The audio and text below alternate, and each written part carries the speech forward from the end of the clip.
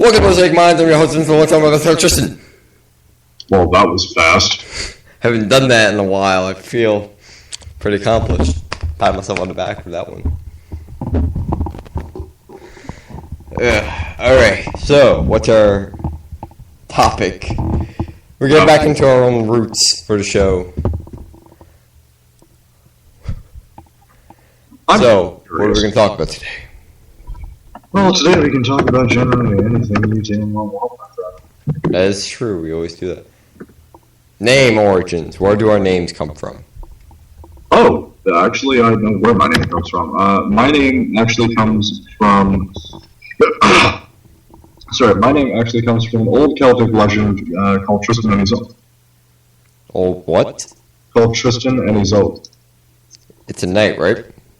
Yeah, Tristan was a knight in King Arthur's court. He was sent over to Cornwall to work for King Arthur's cousin, Mark, who eventually decided that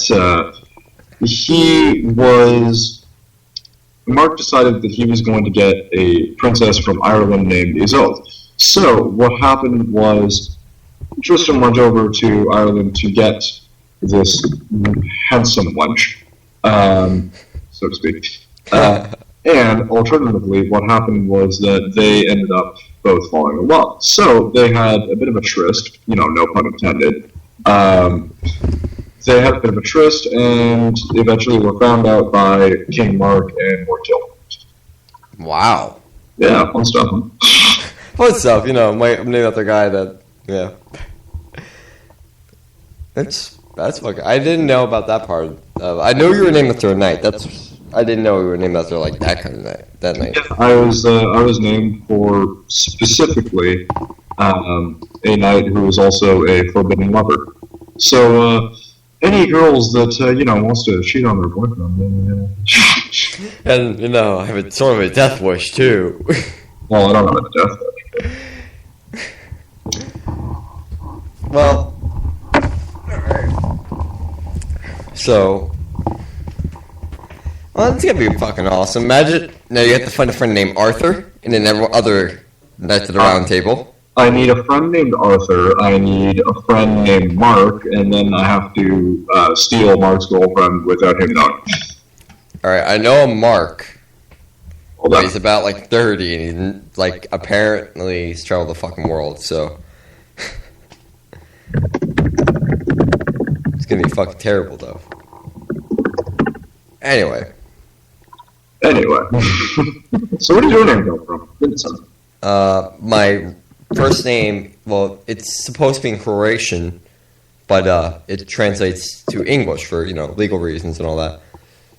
But my name, Vincenzo, which I think is how you pronounce it, if I can remember correctly.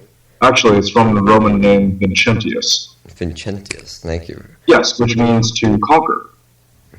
Victorious!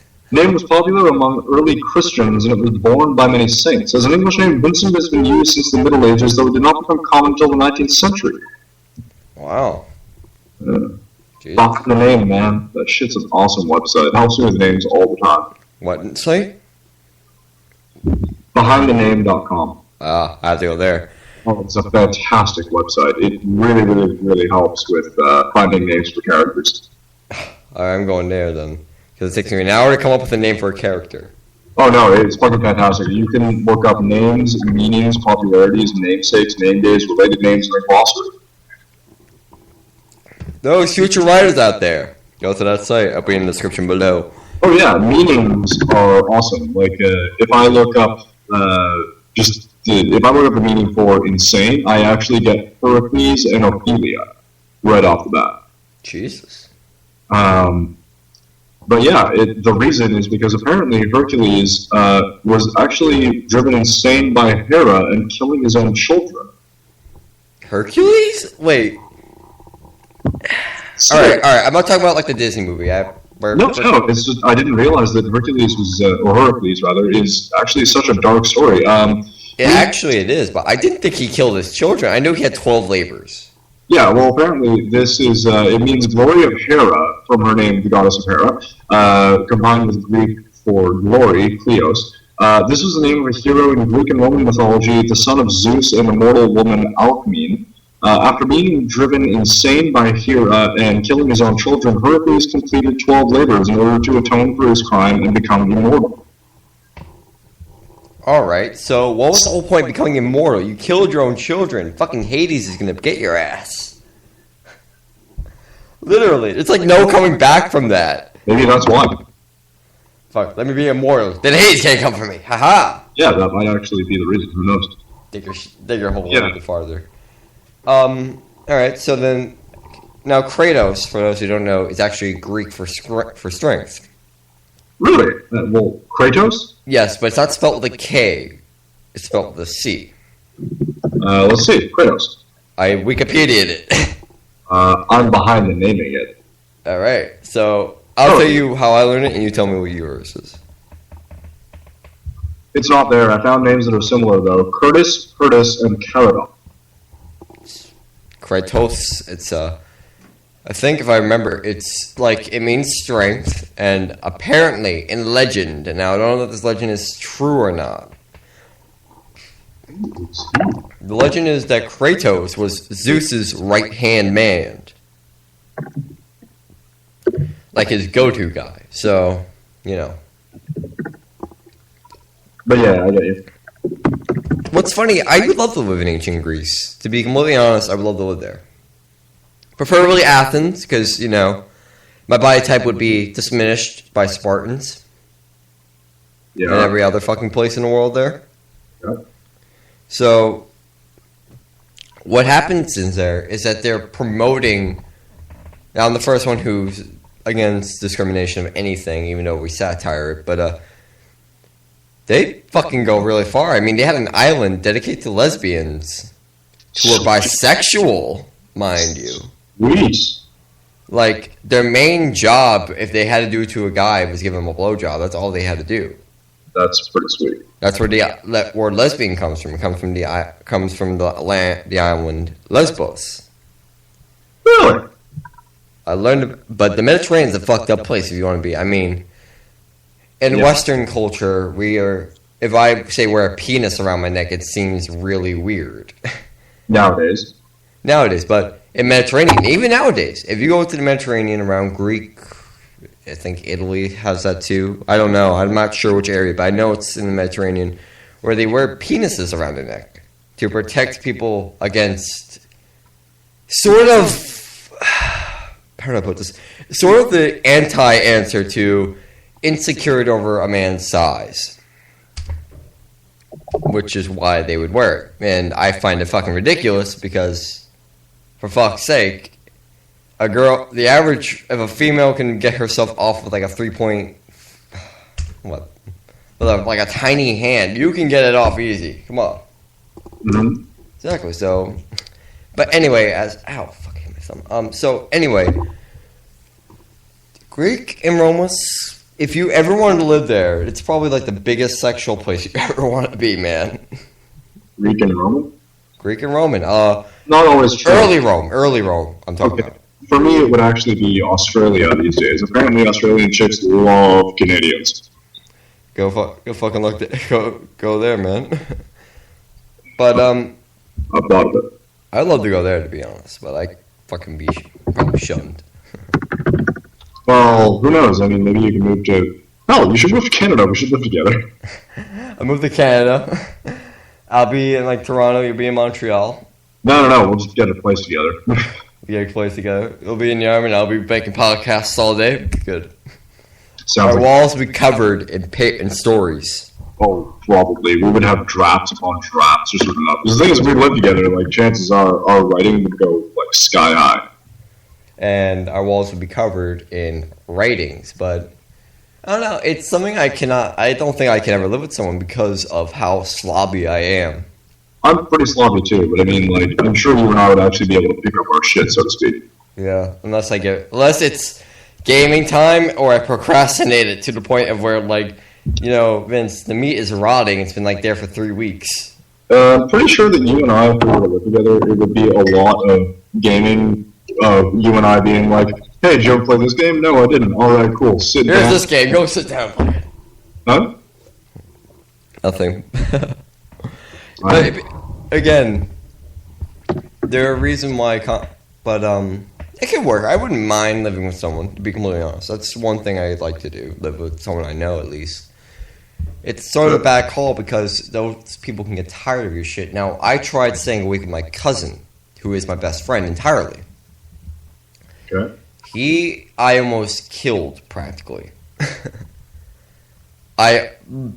He annoyed me to the point where I didn't want to be bothered. Like, for me, I need at least, if I stay up all night, you're gonna bet your ass I'm gonna be sleeping until like fucking 3 o'clock in the afternoon. Yeah. He's so used to, if he sleeps at like 1 o'clock in the morning, he's gonna get up at 8 a.m. straight. And he always wants to do something. I'm like, God, I'm too tired, let me go to sleep. It gets that bad at times. So, like, I literally, like, I was so tired of trying to wake up and do shit because I'm so used to being lazy and sleeping. I literally almost beat him. I mean, he can kick my ass, definitely. He can kick my ass any day if he chose to. Just some days I'd catch him off guard. But it gets to that point, man. I mean, people can have that breaking point. That is true. I'm one of those people who've grown to their short temper, so earbuds fell. So, anyway, a lot of writing would be done, a lot of drawings would be on the wall and all that. Okay. Be a very artsy place, I can imagine. It'd be weird.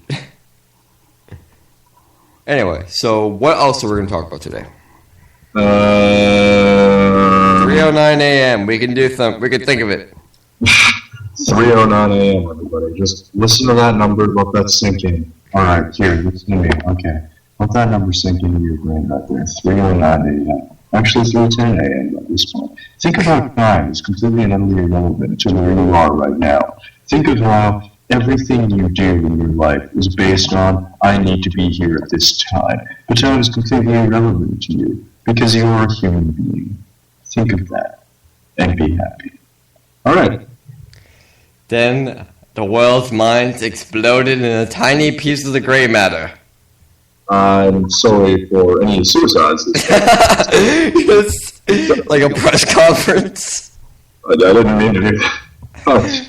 I just meant... So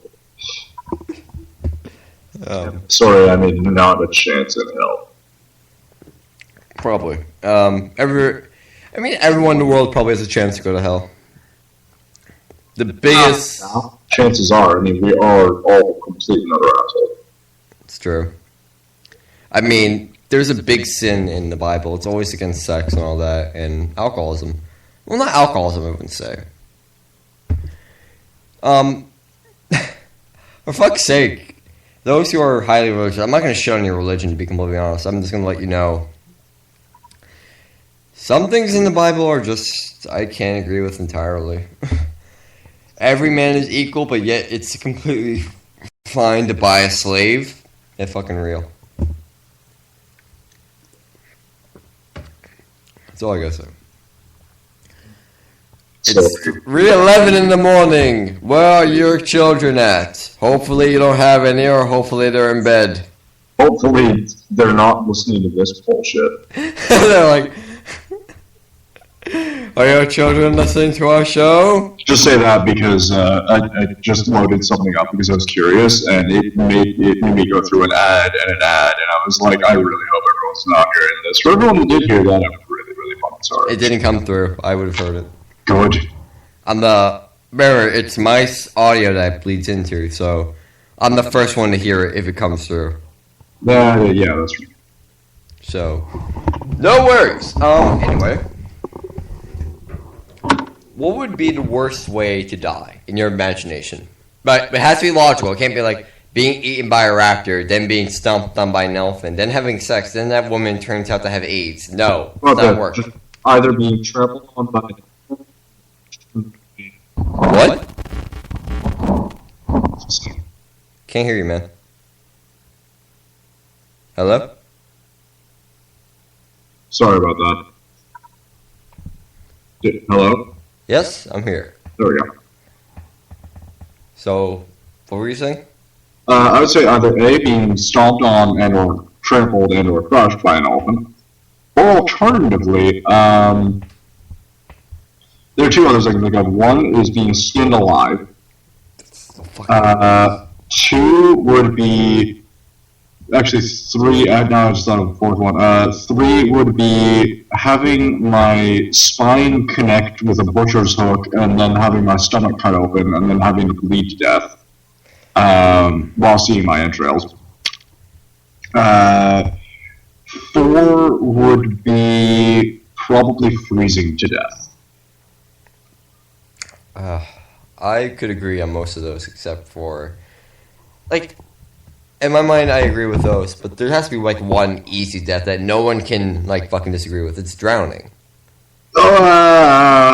Because all you do is pass out, really. Yeah, but You know, like, death. I don't know. I tried drowning myself when I was a kid because I was curious. Yeah, I know, it's fucking weird. But, yeah, I was fucking terrified.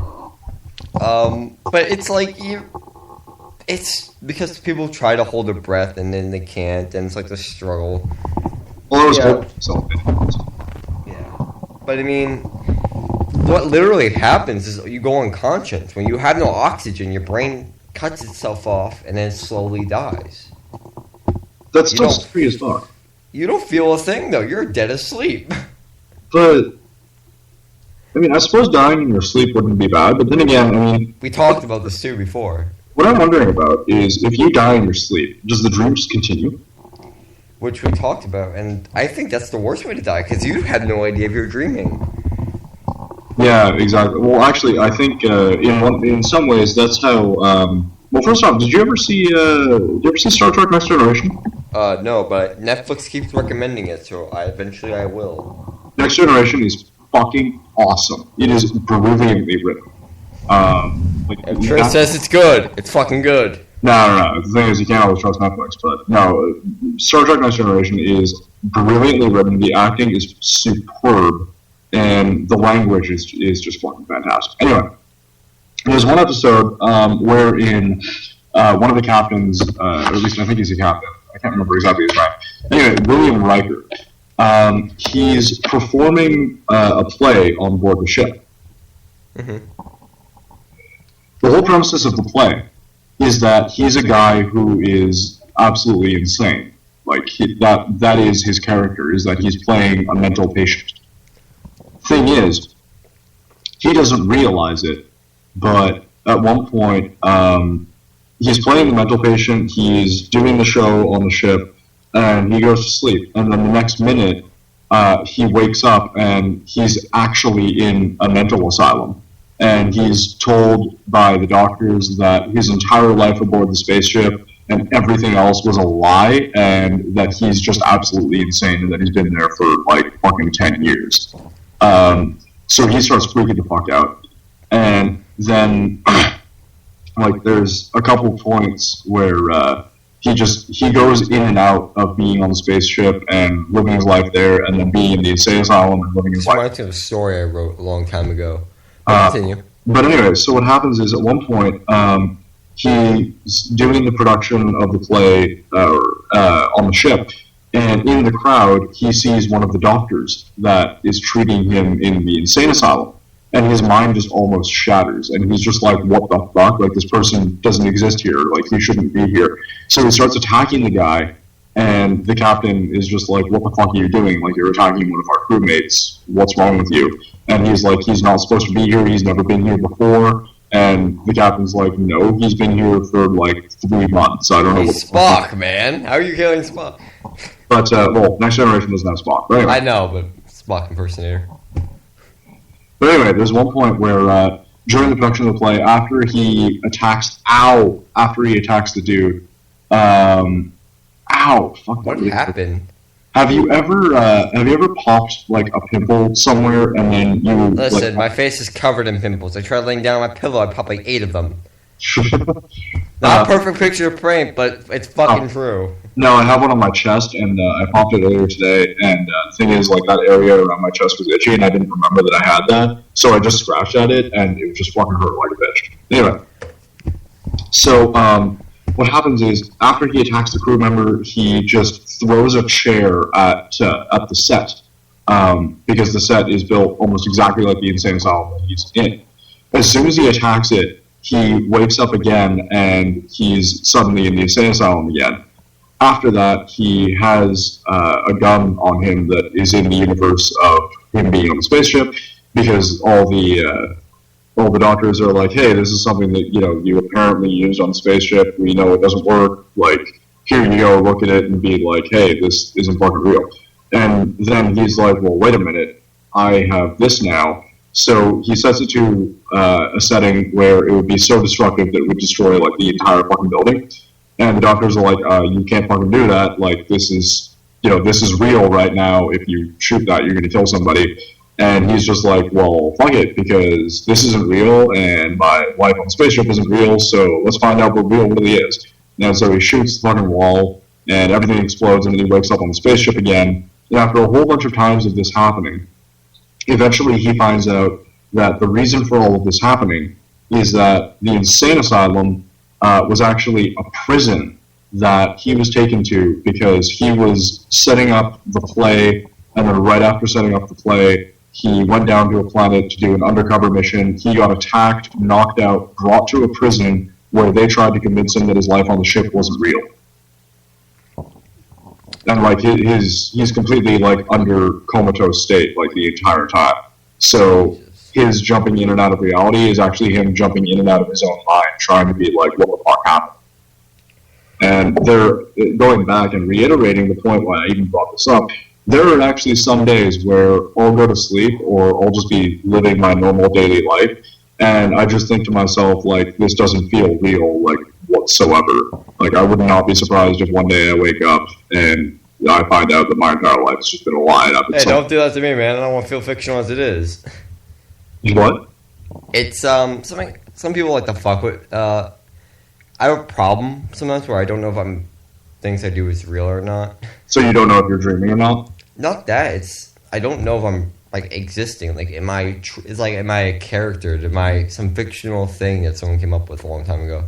I've had things similar to that because I've recently, over the past couple months, I've had such a state of dissociation from almost everything that I'm experiencing that part of the reason now why I drink so much and smoke so much is because the burning of alcohol or a cigarette or something makes me be like, okay, I do exist, this is real, I'm not dreaming right now.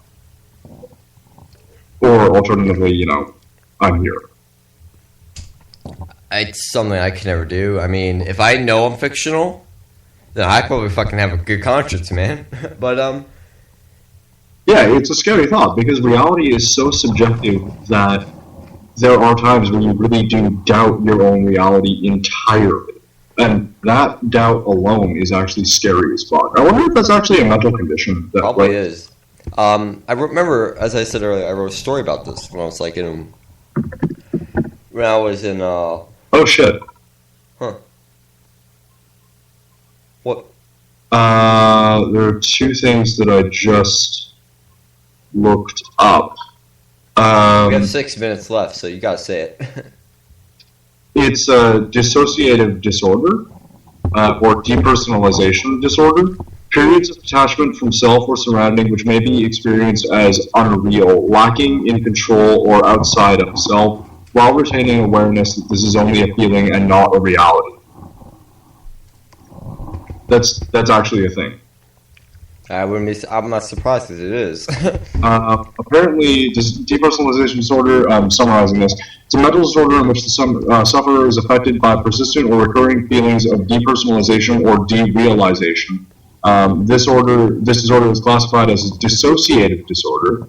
It is called depersonalization derealization syndrome and classified as an independent neurotic disorder. Common descriptions of symptoms are feeling disconnected from one's physicality, feeling as though one is not completely occupying the body, not feeling in control of one's speech or physical movements, feeling detached from one's own thoughts or emotions, a sense of automation, going through the motions of life but not experiencing or participating in it, loss of conviction with one's identity, feeling a disconnect from one's body, inability to accept one's reflection as one's own, difficulty relating oneself to reality and the environment, feeling as though one is in a dream, and out-of-body experiences. Now, that makes me think to myself, wow, all the people that said I should see a therapist for these past, 6 years, makes me think, I should probably go see a therapist. Because I definitely have a good amount of those. It actually does scare me sometimes. Because I wonder if I really am insane. I think everyone is insane. The quote, Mr. Natural, character from a comic book I love. The whole universe. Wait, now the comic right here, on top of garbage. Hold on. This is literally the first comic in the book. So there's a side character in the whole story, right? Okay. The whole thing. Now he is an asshole. Now he's trying to apprehend Mr. Natural. Now Mr. Natural's the guru of this, right? Mm-hmm. So Mr. Natural, if I can find the fucking story, it's probably in here. Oh, it's right here. Alright, so in this one, Mr. Natural goes to see Flaky Flunt, which is probably the antagonist of the whole story, in the city. So this is what happens. So he just ate a sandwich, right? Mr. Natural just eats a sandwich, and Flaky Flunt's complaining about it. So here's the second. This is the page. I'll read it. It's on this page. It's only a couple pounds. Flaky Flunt, help yourself, why don't you? And Mr. Natural's just whistling, and Flaky Flunt breaks the fourth wall, saying he's the nerviest guy in the world. And Mr. Natural says, "Don't say foolish things. You'll regret them later on, my bourgeois friend. You own nothing and never belongs to you." "Yum," says Mr. Natural in the next panel. "Yum, yum, eat 'em up." So there's sound effects of him eating it. Sandwich. Mm-hmm. Gulp. Ah, that was good. Burp. Says Mr. Natural. And Flaky Flunt says, "You're just a crazed old man. That's what you are. I'm half crazy for ever taking you seriously." And Mr. Natural whispers into Flaky Flunt's ear, "Now we're getting somewhere. Come here, I'll tell you a little secret." And Mr. Natural shouts, "The whole universe is completely insane!" Okay. And Flaky Flunt's like, "It is?" And Mr. Natural's a really fucking creepy face. "Yes, huh? There's no doubt about it." And Flaky Flunt ponders to himself. Now, if you want to read this, it's the book of Mr. Natural. It's probably like $10 on Amazon. Go pick it up. Anyway, that's to answer your question. Sorry, did you write this? I did not write that. This was by a guy who was high in LSD at the time, Robert Crumb. My favorite. I can have a favorite writer. He's in there. That's actually pretty interesting. Now, what happened, the whole story behind this is that he took bad LSD, right? Mm-hmm. It was the 60s, so he took bad LSD. And he was on LSD high for about 6 months. And he wrote all this stuff and drew all this stuff. Well, for 6 months? Yeah, apparently it was that bad. So he took LSD again, and everything, and then he came completely normal. Which is when he started writing Fritz the Cat, which is another famous character. But Mr. Natural is one of his biggest because it's his philosophical side shown. That I wrote a character that's similar to him. Probably my personality could be Mr. Natural if I chose to. Really. But it's very interesting how it is. It's cartoonish, it's silly, it's perverted. Yeah. But when you look at it, it's social satire. Flaky Flunt's always confused, not knowing to go, and Mr. Natural has all the answers, and he gives it to him, just like everyone else. When I go to, say, Tris for an answer on something, I can't answer for myself. You know, he'll tell me something that probably Mr. Natural would say, but not in a cartoony way. Okay. See? Interesting. Yes, so to answer your question on reality, if you're insane in reality, everyone's insane and nothing exists. And everything exists. I suppose. It's very confusing. And this got to be the last episode of the day because it's 3:27 in the morning. I'm probably going to stay up for another hour. I'm going to just go relax and watch that Star Trek episode. Man, yeah. Actually, let me look up the episode that I was talking about before it ends. Just give me the name and I'll find it. I just have to watch on my tablet and then I'll be good. Anyway, everyone, so this is the Mosaic Minds. This is it. Frame of Mind is the episode. It is the 147th episode, and it is the 21st episode in the 6th season. Everybody should go watch that. Frame of Mind? That's what it's called? Frame of Mind, yeah. Alright. It is a fucking awesome episode, and I'd actually like to hear your 5 seconds left. Anyway, we shall see you all later. Bye!